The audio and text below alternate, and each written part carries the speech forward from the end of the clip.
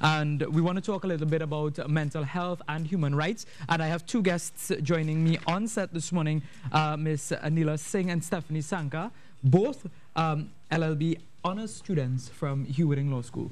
Is that right? Yes. You see? So you see, we keep the youth involved and get everything out there for the people. So good morning and welcome to you both. We are talking mental health and human rights. When we talk about mental health, what do we talk about?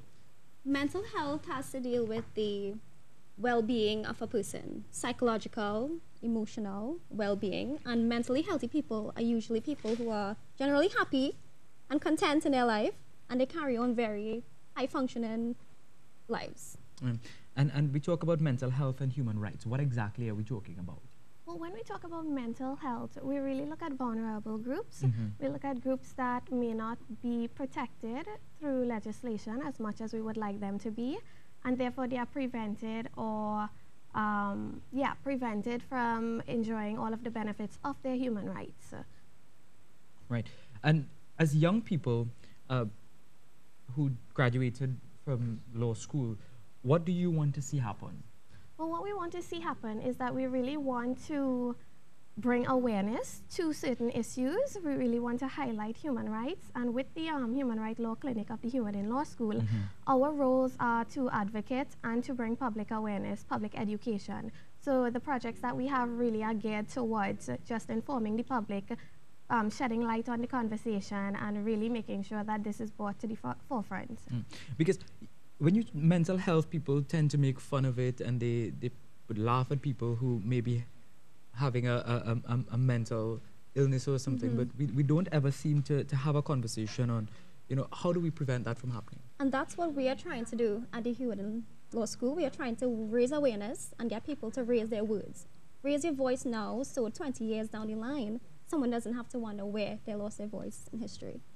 And that is what we are trying to do, to promote this attitude of respect and tolerance and remove the stigma and discrimination associated with mental illness. So how are we going to do this, or how are you going to do this? What do you have planned? Well, I think everyone has a different role to play in this. In our roles as future attorneys, we advocate. Professionals can speak to their clients, but the everyday citizen, what they need to do is just keep the conversation going. We really want to normalize mental illness. We really want it to be where people would seek help and they wouldn't feel ostracized or they wouldn't feel shunned, because there's this culture where when we hear someone has a mental illness, we become afraid. We think, they're vulnerable and they can act out at any time and you don't know what to expect. So we really want to change that discrimination, that stigma that mental illness people face. Yeah, and as you said, the conversation needs to go somewhere. And as young people, you are piloting the conversation. Yes. So it is part of the Hugh Wooding Law School's program? Yes, we are a part of the clinic, and as Steffi said, we're just promoting advocacy.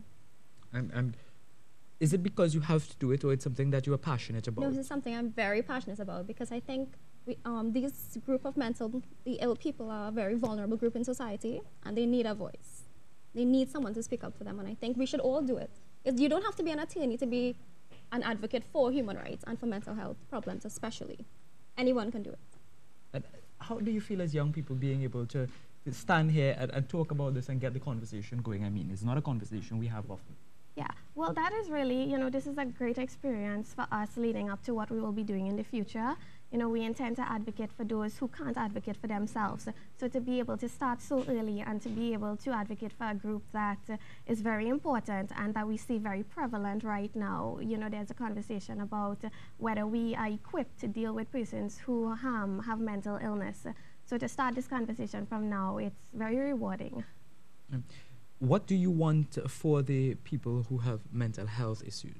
What do you want to see? At the end of this, what exactly do you want to get out of it? I want to see a change in the attitude of society and remove the stigma and the discrimination people have, and they stereotype and put a taboo on people with mental illness, and I want that removed. And I want the conversation... Do you think we're mature enough to, as a people, do you think we're mature enough? As a people, I think we're making steps, little steps. I'm willing to take that, but I wanted to move a little faster towards... Building on what Anella said, there are certain laws that are in place as well that we really need to just reevaluate. Some of these laws, for example, Section 8 of the Immigration Act, it prohibits persons who have mental illness from entering Trinidad and Tobago. But the words that are used in the law is that people who are idiots or imbeciles or feeble-minded, right? They shouldn't be allowed in Trinidad and Tobago. And I think when we have legislation that speaks to such discriminatory terms, we really need to step back and reevaluate the laws and just make it more friendly towards those people. Because those words are, some people would say derogatory. Yeah, yes. and we need to change it.